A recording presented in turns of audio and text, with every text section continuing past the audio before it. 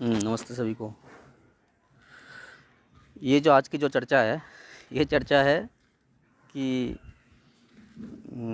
शनि हर एक को प्रभावी करता है। खराब और अच्छा ही दोनों अलग चीज़ है कि उसके पूजा कर दें, मंदिर में तेल चढ़ा दें तो हमारे लिए वो सब कुछ सॉर्ट आउट हो जाएगा। ठीक है ना। तो इसके परिप्रेक्ष्य में ये मेरा ये बातचीत है।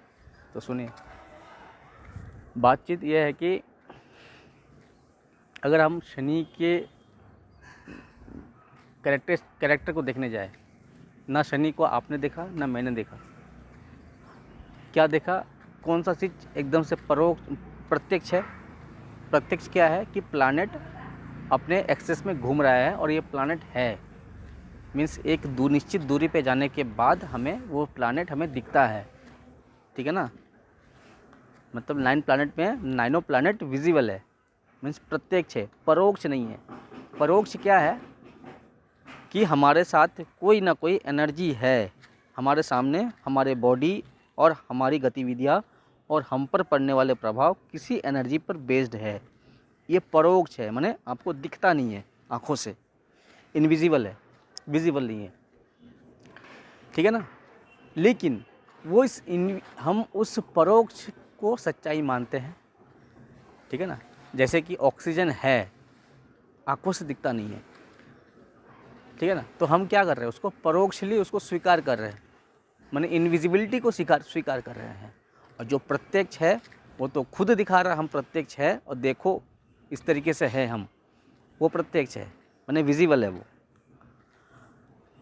ठीक है ना। तो प्लैनेट को आप विजिबल कर सकते हैं, मतलब प्लैनेट को आप देख रहे हैं एक निश्चित दूरी पे जा कर के, वो आप देख सकते हैं कि ये फलाना फलाना प्लैनेट है आसमान में। तो उसका असर क्या है? तो वो उस प्लैनेट में तो कोई शनि देव का जो बॉडी का जो एक ढांचा है, ठीक है ना, जो टेक्सचर है, उसको आप वहाँ उस प्लैनेट पे थोड़ी ना देखोगे जा कर के। ये एक बनाया गया इस तरीके से कि इसका चलचित्र इस तरीके से होना चाहिए। ठीक है ना। तो आप सिर्फ प्लैनेट का ऊर्जा को एक एडुकेशन के तौर पर लीजिए। प्लैनेट का ऊर्जा मीन्स एनर्जी, वो एक एनर्जी सोर्स है और उस एनर्जी का रिफ्लेक्ट है इस तरीके से है, और एनर्जी कहाँ कहाँ इस चीज़ का एब्जॉर्ब करेगा, उसके उस वे में आप इसको लीजिए, नॉलेज को लीजिए, इस बातचीत को सोचिए उस तरीके से। तो आते हैं, तो यहाँ पे बातचीत क्या होता है कि शनि को अगर कोई कुंडली ना भी देखे, यूट्यूब वीडियो देख करके, फेसबुक का कोई का ऑडियो देख सुन करके, तो एक तरह का ये एक मैंने सस्ता सुलभ वाला एक ट्रीटमेंट निकाल लेता है घर वाला कि चलो शनि मंदिर में जा कर के तेल का दीपक जला दें, शनि मंदिर में जा कर के तेल चढ़ा दें, ठीक है ना, घर पे शनि पूजा कर दें। तो ये एक सस्ता सुलभ का पूजा मानता है, सस्ता सुलभ का कर्म मानता है कि हम इस तरीके से किए तो शनि का प्रभाव कट जाएगा। बाकी किसी और का रेमेडी करे, चाहे किसी और प्लैनेट से संबंधित कर्म क्रिया, पूजा पाठ, दान, ये सब करे ना करे, कम से कम ये वाला कर दे। ठीक है ना। तो ये एक तरीके से हर घर में कॉपी पेस्ट हो ही रहा है। क्यों? इसमें ज़्यादा कोई महंगाई नहीं है, ज़्यादा कोई खर्चा नहीं है। चलो कर दिए हैं हम इसको, 500-700 रुपये में काम हो गया, चलो कर दिया। इससे अधिक गया तो 1000-2000 गया। ठीक है ना। तो इस तरीके से होता है। तो मेन बात ये नहीं है, ये सब चीज़ एक तरह का बस कुछ चंद घंटों के लिए, चंद दिनों के लिए एक शांति, मतलब मन को एक संतुष्टि मतलब मिलाने के लिए, बस इतना ही, और कुछ नहीं। बात क्या होता है कि शनि से संबंधित जो ऊर्जा हमारे बॉडी में एब्जॉर्ब होता है, वो एब्जॉर्ब के मुताबिक कंडीशन क्या होता है? कंडीशन होता है कि आप अगर किसी लेबर का हक मारते हैं, किसी मजदूर का हक मारते हैं, आप अगर संबंध किसी चाचा से, अपने परिवार में किसी चाचा से संबंध बिगाड़ते हैं, आप अगर नॉनवेज खाते हैं, आप अगर नॉनवेज माने किसी जीव को काटने के लिए प्रोत्साहन देते हैं, या फिर किसी जीव को कटवाने के लिए किसी और को प्रेरित करते हैं, ठीक है ना, किसी का मकान बना हुआ हो, आप छल कपट कर करके केस लगा करके उसका मकान हड़पने की कोशिश करते हैं, ठीक है, तो उस हालात में आपका शनि से संबंधित जो ऊर्जा है, उसके मुताबिक जो कर्म आपने किए हैं, उस कर्म का नेगेटिव आप इसी संबंधित वे में जा कर के ही आपको झेलना होगा। सीधा सीधा ये पॉइंट आउट है। ठीक है, आप अगर इन सभी कर्मों में लिप्त हैं, जो मैंने पॉइंट बता दिया अभी, आप इसको कर भी रहे हैं, पहले से कर भी रहे थे और वर्तमान में कर भी रहे हैं, और फ्यूचर में आप अपने परिवार को भी प्रोत्साहन दे रहे हैं, ज्ञान दे रहे हैं कि ऐसा करो, ऐसा करने से इस तरीके से फ़ायदा मिलता है। तो आप जितना भी इस तरीके का कर्म कर दीजिए कि शनि पूजा हो, शनि मंदिर में जाकर तेल चढ़ाना हो, ठीक है ना, इससे आपको कुछ फ़ायदा नहीं होने वाला। ठीक है, यहाँ पे क्या हो जाएगा, इसका बैकफायर मुकद्दर आपको क्या चीज़ में आपको अभाव में रखेगा। अगर आपकी कुंडली में मकान का योग था भी तो मकान आप बना नहीं पाएंगे, पहली दफ़ा में ये। ठीक है ना, दूसरी दफ़ा क्या है, हर वर्किंग फील्ड में आपको ठोकर खाना होगा।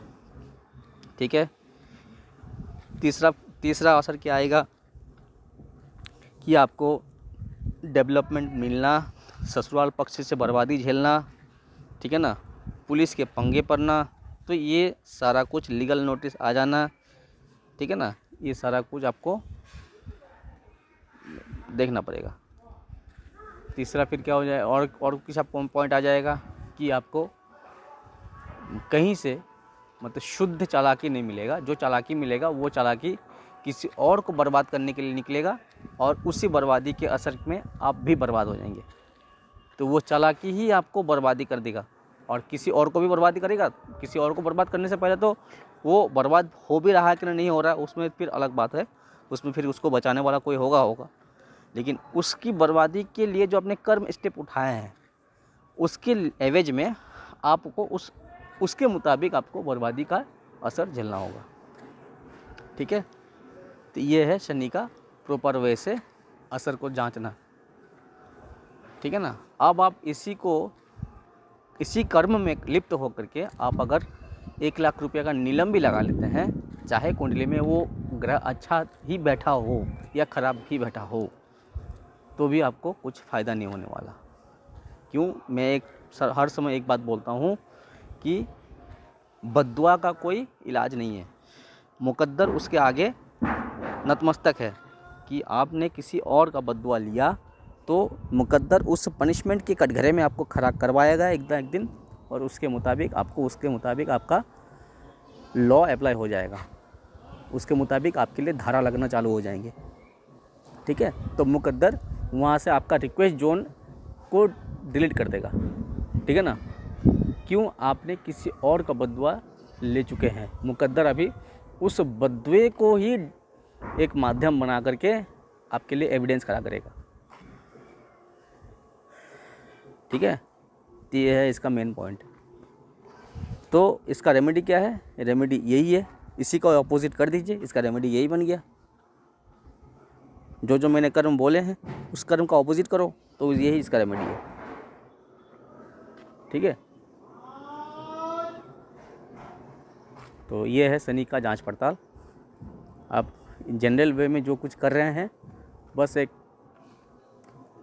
एक सांत्वना है, मतलब अपने आप को। हाँ, आप अगर इस कर्म के ऑपोजिट हैं, तो आप अगर साथ में ये जो पूजा वाला जो कर्म है इसको किए जा रहे हैं, अब ये आपको और भी 4 चांद दिलाएगा अच्छाई में।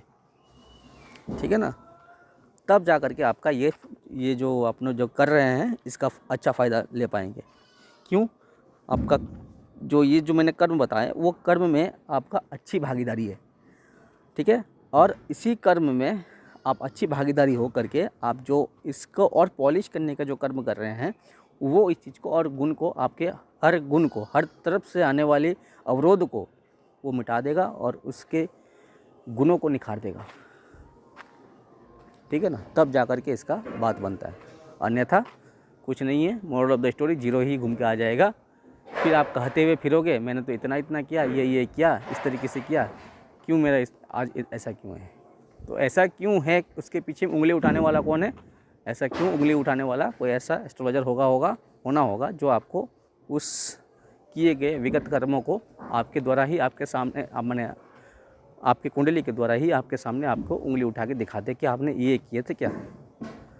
ठीक है, तो बातचीत ये है कि आप इन जो मैंने कर्म बताए हैं उससे आप अगेंस्ट होकर के चलो, उससे अपोजिट होकर के चलो, तो ही आपको फ़ायदा मिलेगा। मतलब जो मैंने नेगेटिव वे में जो कर्म आपने बताया, मैंने बताया, उस कर्मों को आपको ना करके आप उसका पॉजिटिव वाला कर्म करो। मीन्स लेबर का हक ना मारो, चाचा से संबंध ना बिगाड़ो, ठीक है ना, किसी जीव को काटने के लिए प्रोत्साहन या किसी जीव को काटने ना जाए, ठीक है ना, किसी मकान को इलीगली आप हड़पने की कोशिश ना करें, ठीक है, तो ही जा कर के आपको यहाँ से फ़ायदा मिलेगा। ये हो गया इसका अपोजिट कर्म। जो इसका नेगेटिव कर्म क्या होगा, इसका ठीक अपोजिट, और इसका अपोजिट, उसी नेगेटिव का अपोजिट ये पॉजिटिव। ठीक है।